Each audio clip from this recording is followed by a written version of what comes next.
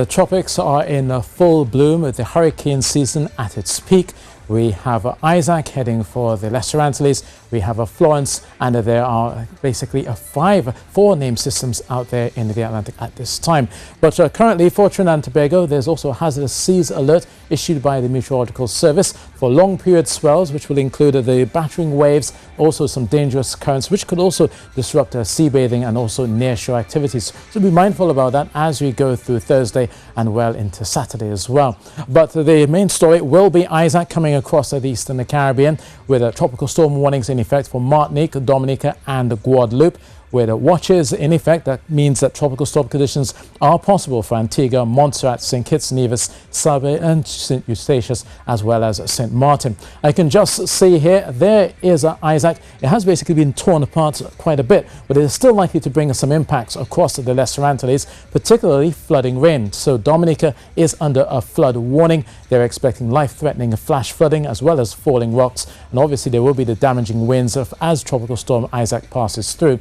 And obviously we've noticed the rough seas are coming in, and we'll likely see some coastal flooding as well. Now the track of Isaac is set to put it continuing moving westward as it gets into the Eastern Caribbean Sea by late on Thursday, more likely through a Friday morning. And then it stays over the open waters, but also Jamaica could be a concern for Isaac could be a concern for Jamaica as they go through there later on this week and then heading into the weekend. So they're watching this quite closely. But even before it reaches there, you'll continue to see those swells emanating from Isaac pushing into Hispaniola, also causing some strong rip currents and rough seas across the basin. So everybody will be obviously feeling the effects of Isaac long before it reaches them. But for us, we will be seeing a few clouds pushing through, cloudiness expected through your morning, and also a scattering of showers that could turn heavy and thundery. So be mindful about that. With those heavy showers, there's a possibility of street or flash flooding.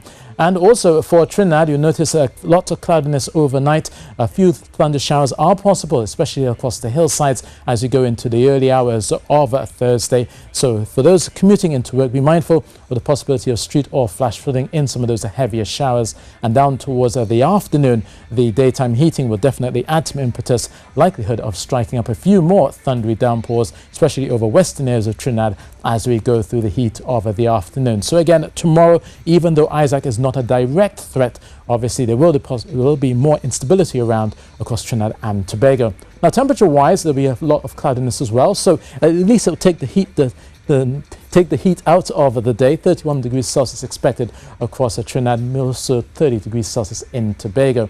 Now through Friday and Saturday, there will still be a scattering of showers, also a few thundery downpours as well. But come Sunday, there's a possibility of the ITCZ being dragged in, so you could be seeing some longer spells of rain, possibly some heavier bursts as well to end the weekend.